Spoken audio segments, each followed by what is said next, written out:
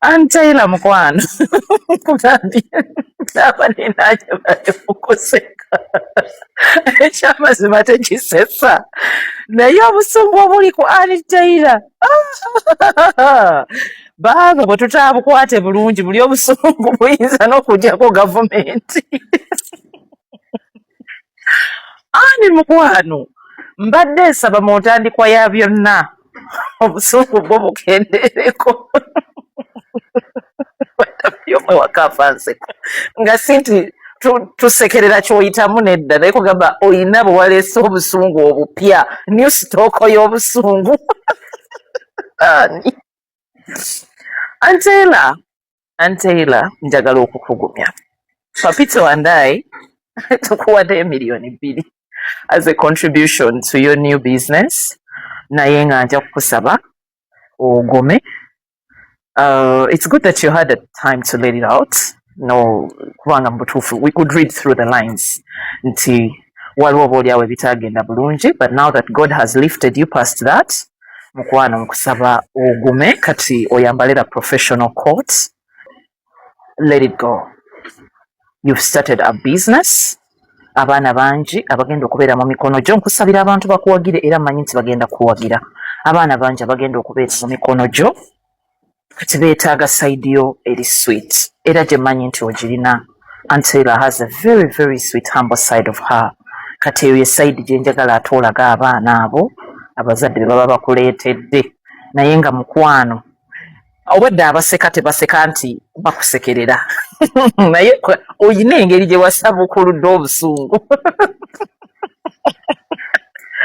Ekyamazima ani oyina engeri gye wasabukuludde obusungu ng'essaawa ey'omukube wabadde onyiigidde abakwesazaasazaako awo ku ddugu. Naye nga Antaila mukyala wa mpisa, mukyala mulungi. Ze mmanyi nti abanaamuwa abaana bammwe ajja kubakuliza ddala n'okubalera nammwe musiime. Nga tuvudde mu by'okusaaga mbadde bambi kugamba Antaila yankutteko nga tuvudde mu by'okusaaga nagenze okwebaka last night nga Antaila andi ku mutima. I can only imagine what was running through her mind and all the memories and all the harsh memories ebyabadde mu mutwe gwe bambi. But God has carried you past that. Webale kutandika business Antaila, big congratulations. Your business may not be all that, but it's yours. Ekisinga ddala obukulu, it's yours. Ekyo kinene nnyo n'okusinga ebirala byonna. Nabadde nina ekirowoozo nti mpandiikire president w'eggwanga through maama omulungi comptroller Maama Jane Bareche ayongere okwatirako business ya Antaila, naye ntera kumugamba nnyo bye Masaka. Tukasigale nga mutikka migugu gye Masaka. Tengenda okukola ensonga ya Antaila ngenda gyanjula butereevu eri Naalongo munne. Speaker Anita Among Magogo, Naalongo wa Engineer Haji Magogo. Bwe ngenda okutuuza nsooke mmubuulire ku Naalongo munne. Mugamba ono ye Naalongo bw'otayingira mu nsonga ze. Kubanga ekyamazima Antaila naye nga nkwagaliza birungi byerere mukwano. Faruku Sakozi sambyako ku nsonga z'abasingo mother, atandika okukola listi kubanga omusaala ogusooka teguli wala okulayiramu nange kubulako wiiki 2 zokka. Inshallah Mukama agenda kututuusa ku buwanguzi obusemberayo ddala. Inshallah Mukama agenda tutuusa bulungi ku lunaku lw'okulayira nga bw'atutuusiza ku nnaku endala zonna. N'olwekyo Faruku Sakozi tandika omulimu gw'ennakwasa ogw'okukompilinga abasingo mother. Waliwo abamu abantuukirira be tugenda otandikirako mu mwezi okusooka nga bwe nababuulira nti basingo mother $5,000,000 ku musaala gwange zijjanga kuvaako ziyambe basingo mother 5 every month abali obubi ennyo butuufu nga bba embeera eyaabwe esigadde ku Katonda. Naye wakati nga tetunnatuuka ku basingo mother abo ze za Antaila $2,000,000 ezo zo nzeekudde. Ngambye nedda buno obusungu bwa Ani bwe tutaabuyingiremu, buno obusungu bwa Ani, buno obusungu bumenya n'ekizimbe.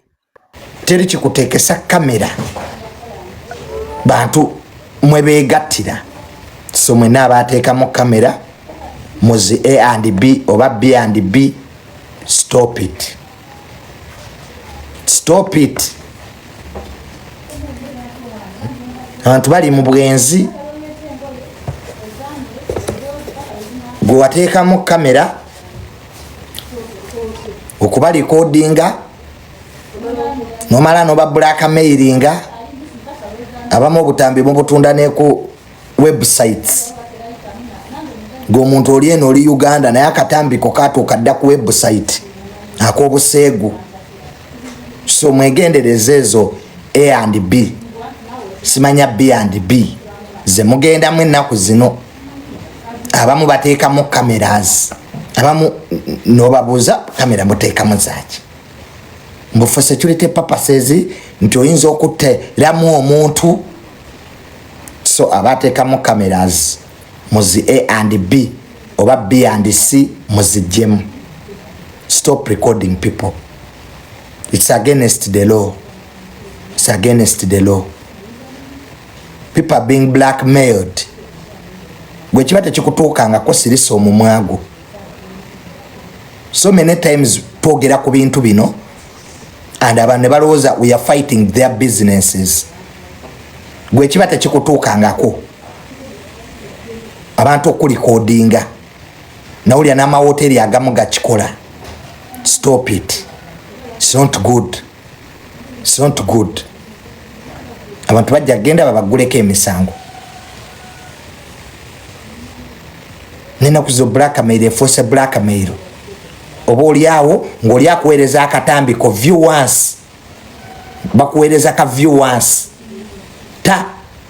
Ne batandika okusaba ssente. Tuwe tubaba tujja kuta obutambi bwo kakati tuwe bweziti. So si mwenna nti mukikola. Naye this message egenda kwabo bonna abateeka cameras mu simanya A and B oba B and C oba D and D. Abateeka cameras ma hoteli please muzijjeemu. Muleke abantu beegatte mirembe. Muleke abantu beegatte mirembe. Naye nze alifulumya noodles zange ebirala byonna mubikole. Naye nze alifulumya noodles zange nja kukuloga. I want to tell you, nze omuntu yenna alifulumya noodles zange nja kukuloga. Nja kukuloga. I'll be with you. I'll be with you. Saagala ogwe eddalu lya bwereere. Bwonna nnemanga ndoga abaana bo. Teri nsonga lwaki oba ofulumya noodles za munno. Tewali kye mutulanga. Naye abantu bali ku bunkenke. Abantu tebakyalya mmere. So that's not good. Mwabavubuka abakikola abateeka cameras mu A and B simanya B and C oba D and D. Stop it. Nemubeerewo ne mwekuba obusabuni ku video z'abannammwe.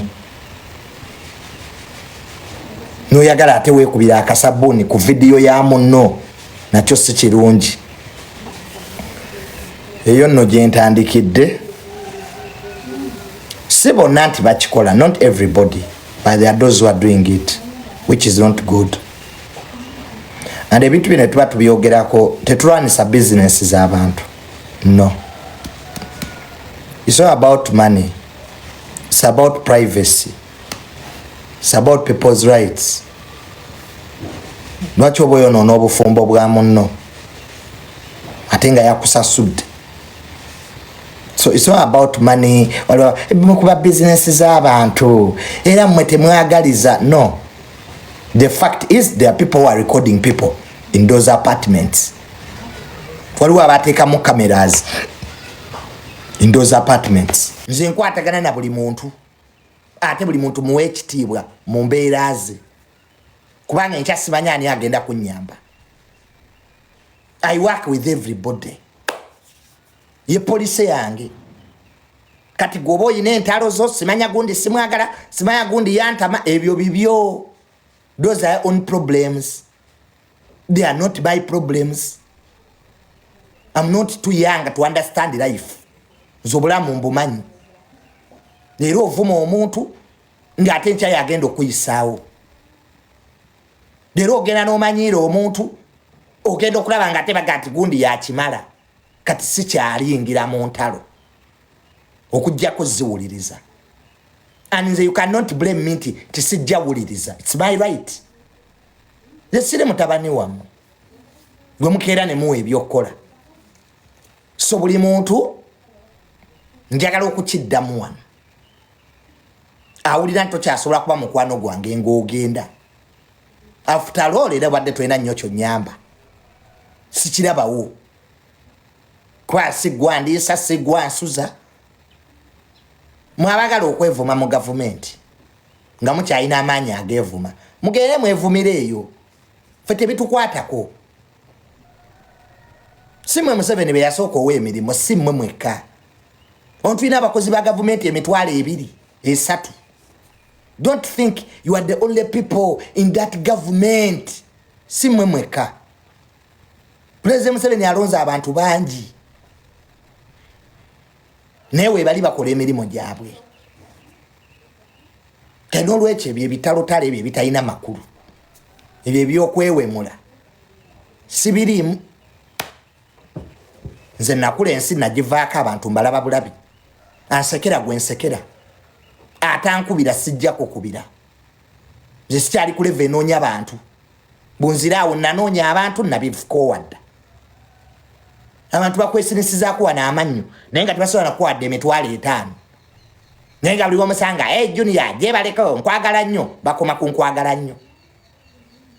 Naye nga ogenda mu nsawo akuweeyo emitwalo 10 oba 2 tebasobola. Kati ate awo nakoowawo navaawo owa gyebaleko nkwagala nnyo.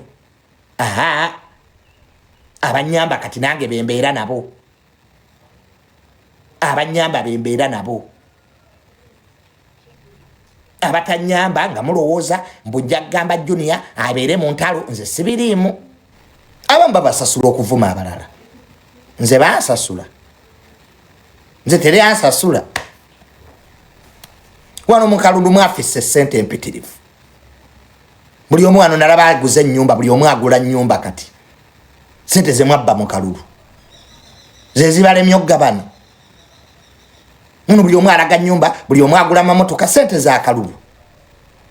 Nze bampaayo mmeka? Kati nze njingiremu ebyo ebyekisiru byammwe. Nze bampaayo mmeka mu Kalundu? Naye mwe baba wabisawo billions of money. Kati muguze amayumba embuto zibagezze. Emotoka mukyusaako nkyuse. Ffe tuyina ki? Ffe baatuwaaki? Kakati n'olwekyo ebyo ebintu byammwe ebyo ebyokwevumaavuma ng'abaana abato sibiriimu era teri agenda kunkozesa. Oba abantu abamu mwagala okunkozesa.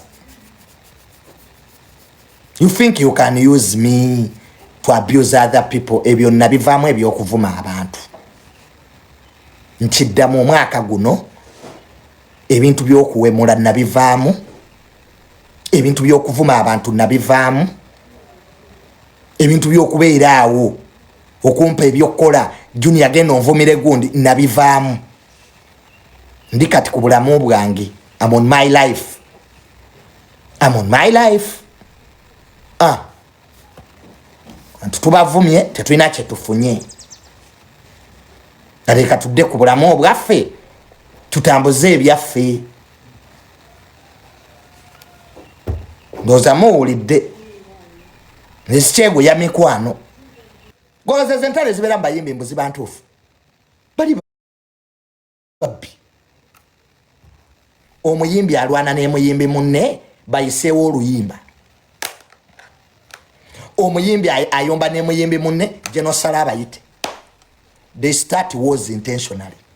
Kati gobeera eno ovuma migonde mubi ojja kwekanga gwe musiru. Esiri musiru. Nze tatange yaliwo entalo twaziraba, entalo twazirwana, tewali kye twafuna. Sina kye nfunye mu ntalo. Twandi wange, I'm in my peace. Eyazo ojja nungamba mbu Junior oli minister mubinga mpuliriza songeramu. Nze abantu bankyaye ate sibayi lwaki mulowooza nti mugenda kunkozesa. You not use me. Anybody who thinks you are going to use me in your own wars, you are wrong about it. Entalo nwana za Geno Muhoozi, entalo nwana za President Museveni, entalo nwana za Geno Sale bamala.